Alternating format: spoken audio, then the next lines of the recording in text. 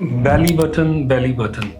क्या होगा आपके बेली बटन का अगर आप टमी टक सर्जरी प्लान करते हैं तो। So belly button is one of the most important topics of tummy tuck surgery. So मैं रूटीन में इतने सालों से टमी टक के पेशेंट्स देख रहा हूँ और सब नहीं बट हाँ मेजॉरिटी ऑफ पेशेंट्स का एक कंसर्न रहता है कि सर मैं टमी टक प्रोसीजर तो करवा रही हूँ बट मेरे अम्बिलिकस का क्या होगा, कैसा लगेगा, नेचुरल लगेगा, अननेचुरल लगेगा।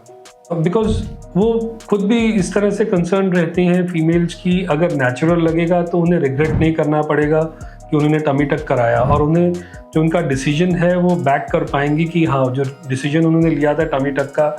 बेली बटन नेचुरल लग रहा है तो वो उसे खुद अप्रिशिएट करेंगे कि हाँ that decision was right. On the other hand अगर वो बेली बटन वियर्ड लगता है, अननेचुरल लगता है, वो खुद को लाइफ लॉन्ग कहीं ना कहीं एक तरह से यही कहेंगे कि उनका जो डिसीजन था वो सही नहीं रहा बिकॉज अम्बिलिकस बेली बटन जो अननेचुरल या वियर्ड लुक देता है वो एक्सेप्टेबल नहीं है टमी टक सर्जरी में। And even for surgeon as well अगर टमी टक नेचुरल लगता है तो it's like bang on hit on target और बहुत ग्रेटिफाइंग होता है टमी टक सर्जन के लिए, प्लास्टिक सर्जन के लिए। ये इंपॉर्टेंस की चीज़ है कि मैं पेशेंट से डिस्कस करता हूँ, मैं उन्हें एक्सप्लेन करता हूँ कि टमी टक में हम नया बेली बटन नहीं बना रहे हैं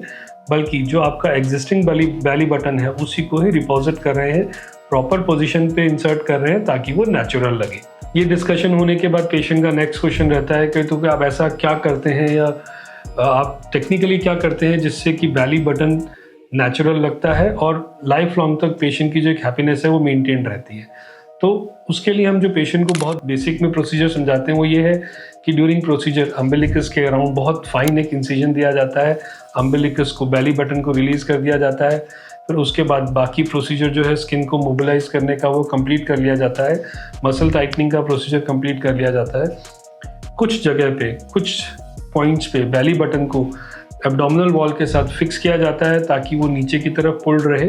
और जब उस पर स्किन हम स्टिच करें तो जो स्कार है वो अंदर की तरफ आए, वो विजिबल ना हो और बेली बटन जो नया हो वो भी एक तरह से डिप करता हुआ लगे। देन जब स्किन को स्ट्रेच किया जाता है और सुचर किया जाता है तब अम्बिलिकस की नेचुरल पोजीशन पे बहुत छोटा सा कट लगा के वहाँ से अम्बिलिकस पॉप आउट कर जाता है और उसको स्किन के साथ नेचुरल तरीके से फिक्स कर दिया जाता है। और अगर इस तरह से सर्जरी प्रॉपरली की जाए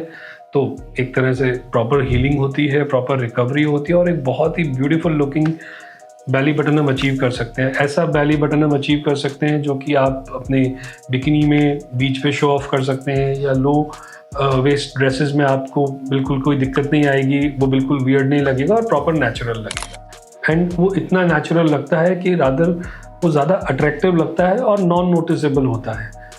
बट इसके लिए सबसे ज़रूरी है कि आपके जो प्लास्टिक सर्जन हो वो स्किल्ड हो, एक्सपीरियंस्ड हो और उनकी प्रॉपर अंडरस्टैंडिंग हो कि किस तरह से वो आपको बेस्ट नेचुरल लुकिंग अम्बिलिकस दे सकते हैं सो दैट आपका कॉन्फिडेंस और बूस्ट हो सके।